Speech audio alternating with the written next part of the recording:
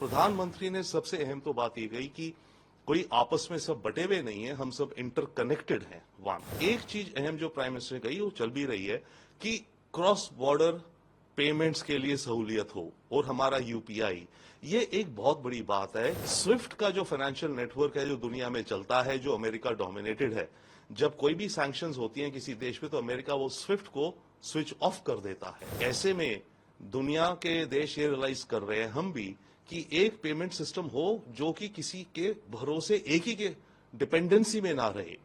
अब ऐसे में हमारा यूपीआई बहुत ही अहम है।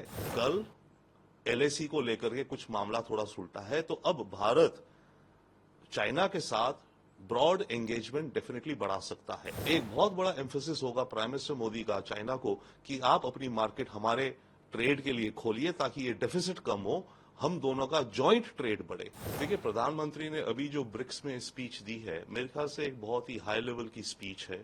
उन्होंने सबसे पहले तो ये इंडिकेट करा कि ये जो दुनिया है ये नॉर्थ साउथ और ईस्ट वेस्ट में बट नहीं रही है, परंतु ये एक मल्टीपोलर वर्ल्ड बन रही है।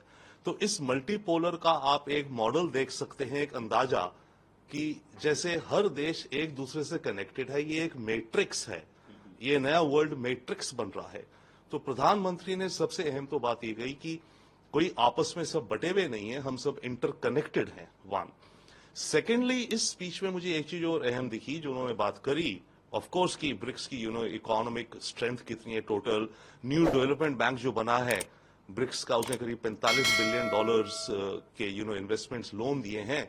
परंतु एक चीज अहम जो प्राइम मिनिस्टर ने कही वो चल भी रही है कि क्रॉस बॉर्डर पेमेंट्स के लिए सहूलियत हो और हमारा यूपीआई, ये एक बहुत बड़ी बात है। क्योंकि देखिए, स्विफ्ट का जो फाइनेंशियल नेटवर्क है जो दुनिया में चलता है, जो अमेरिका डोमिनेटेड है, जब कोई भी सैंक्शंस होती हैं किसी देश पे तो अमेरिका वो स्विफ्ट को स्विच ऑफ कर देता है। अब ऐसे में दुनिया के देश ये रियलाइज कर रहे हैं, हम भी, कि एक पेमेंट सिस्टम हो जो कि किसी के भरोसे एक ही के डिपेंडेंसी में ना रहे। अब ऐसे में हमारा यूपीआई बहुत ही अहम है। वही आप एक सेकंड के अंदर UPI payment with in the country कर सकते हैं। तो जब टेक्नोलॉजी आर्किटेक्चर सेम है तो फिर देशों के बीच में यूपीआई क्यों नहीं यूज हो सकता। तो वो एक बहुत बड़ी कंट्रीब्यूशन भी है हमारी और उसको लेकर के आगे चलेंगे। तो ये कुछ पॉइंट्स हैं आई थिंक, बट जो प्राइम मिनिस्टर मोदी ने अभी कहे हैं। देखिए, डेफिनेटली 5 सालों बाद बायलैटरल हो रहा है शी जिनपिंग और हमारे प्राइम मिनिस्टर मोदी के बीच में, तो बहुत कुछ मुद्दे होंगे, पेंडिंग होंगे, जो कि आगे चलने चाहिए। जैसे भारत कहता था जब तक बॉर्डर टॉक्स नहीं आगे बढ़ेंगी तब तक हम दूसरी चीजों में आगे नहीं बढ़ेंगे। अब थैंकफुली कल एलएसी को लेकर के कुछ मामला थोड़ा सुलटा है, तो अब भारत चाइना के साथ ब्रॉड एंगेजमेंट डेफिनेटली बढ़ा सकता है। उस एंगेजमेंट में हमारा इंटरेस्ट ये होगा, अव्वल डेफिनेटली कि लॉन्ग टर्म के लिए इस एलएसी पे शांति का मॉडल कोई बने। दूसरा, भारत का जो ट्रेड डेफिसिट है चाइना के साथ करीब $80 बिलियन है जो हम डेफिसिट में जाते हैं। तो हमारे को चाइना को कन्विंस करना और परसुएड करना और शी जिनपिंग को ये करना चाहिए कि अपनी मार्केट का एक्सेस भारत के एक्सपोर्ट्स के लिए खोले और हमारे एक्सपोर्ट्स आसान हो।